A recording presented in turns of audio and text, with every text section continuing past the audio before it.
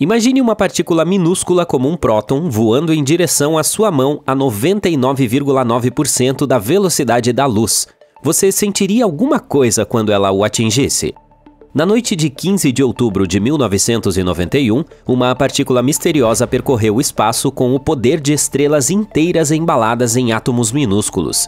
Sua energia era 40 milhões de vezes maior do que a dos prótons mais poderosos já produzidos em nossos aceleradores de partículas mais avançados, como o Grande Colisor de Hadrons. Além disso, era incrivelmente rápida. Seu rastro luminoso chegou a ultrapassar o limite de velocidade das partículas. De acordo com alguns cientistas, qualquer partícula que andasse tão rápido deveria eventualmente desacelerar. Mas essa não seguiu as regras e continuou indo apenas um pouquinho mais lenta do que a velocidade da luz. O cientista John Lindsay ficou tão chocado que exclamou "Oh meu Deus!" quando viu esses dados pela primeira vez. Então, foi assim que deram a essa partícula o nome de "Oh meu Deus!". Agora, imagine uma partícula normal como um fóton viajando pelo espaço ao lado desse piloto maluco. Bem, a "Oh meu Deus" tem uma energia com quintilhões de vezes maior do que a dos fótons. Do nosso ponto de vista na Terra, o fóton levaria mais de 215 mil anos para ganhar até mesmo a menor vantagem. Se considerarmos sua energia, ele seria como uma bola de beisebol lançada a quase 97 km por hora, que machucaria se atingisse sua mão. Mas surpreendentemente, se a partícula "Oh meu Deus" fosse em sua direção, você não sentiria nada. Ela simplesmente passaria por sua mão e poderia espalhar algumas outras partículas ao redor, mas de modo geral o impacto seria imperceptível. E tudo isso se deve à forma como os raios cósmicos funcionam. Quando você está no espaço, há toneladas de partículas invisíveis que passam ao seu redor em velocidades incrivelmente altas. Elas são como pequenas bolas de energia supercarregadas. São velozes e chamadas de raios cósmicos. Normalmente encontramos o resultado de sua dança atmosférica no nível do mar. A maioria dos raios cósmicos consiste em prótons solitários, com apenas uma pitada de partículas mais pesadas. Quanto maior a energia, mais raro é o raio. Eles vêm de vários lugares do universo. São de dois tipos: cósmicos galácticos de fora do nosso sistema solar e partículas energéticas solares emitidas pelo Sol. A maior parte do tempo estamos protegidos contra eles graças à bolha magnética da Terra, a magnetosfera. Esse escudo protetor desvia muitas partículas carregadas, inclusive os raios cósmicos, para longe do nosso planeta ou as direciona para as regiões polares. E adivinhe o que elas causam lá? É isso mesmo, a famosa e bela aurora boreal.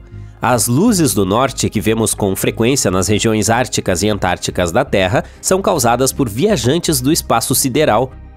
Mas não é que nenhum deles chegue ao nosso planeta. Na verdade, estamos cercados por raios cósmicos, em todos os lugares. Milhares estão dançando ao nosso redor a cada segundo. E não apenas nos cercam, eles estão nos atingindo e passando por nossos corpos. No entanto, apesar disso, não sentimos nada. Isso se deve ao fato de que, embora sejam muito energéticos, ainda são muito pequenos e têm pouca massa. De fato, são tão pequenos que muitas vezes passam pelos espaços entre os átomos e até mesmo dentro deles com interação mínima. Por causa de tudo isso, não tínhamos ideia de que existiam até a década de 1990. Há muito tempo, os cientistas descobriram que o ar no alto do céu tem algo especial chamado ionização, ou seja, quando átomos ou moléculas ganham ou perdem cargas elétricas, transformando-se em íons. Em termos mais simples, é como dar a um elemento neutro, um átomo ou molécula, uma carga positiva ou negativa.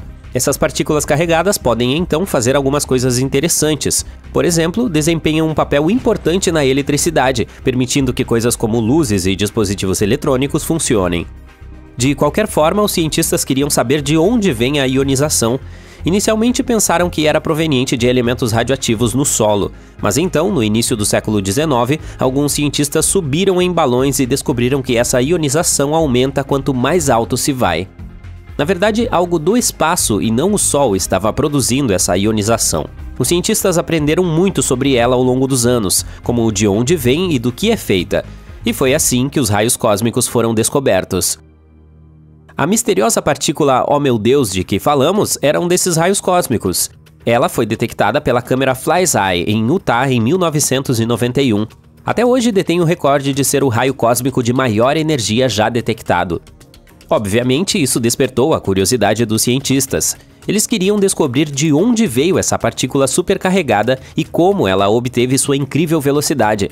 Então decidiram investigá-la, e quanto mais a estudavam, mais coisas estranhas descobriam.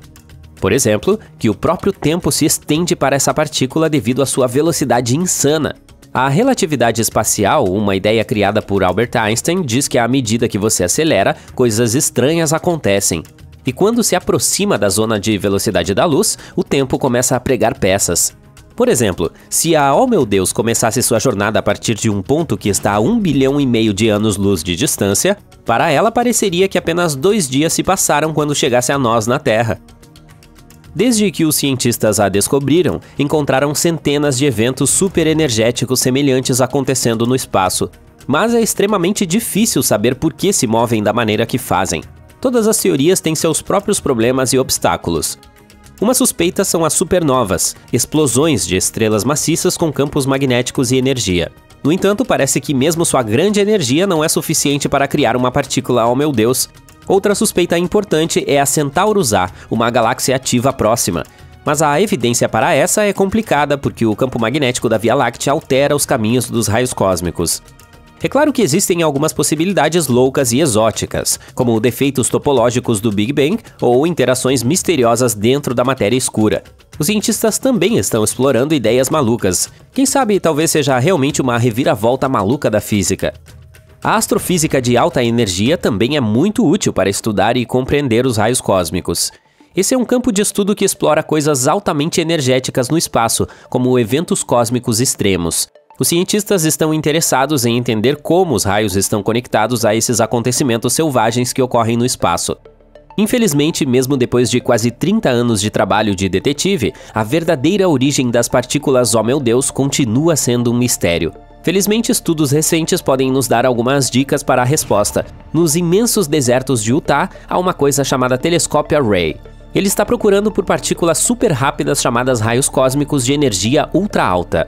Imagine uma enorme grade de detectores espalhados pelo deserto, de olho nas partículas o dia todo.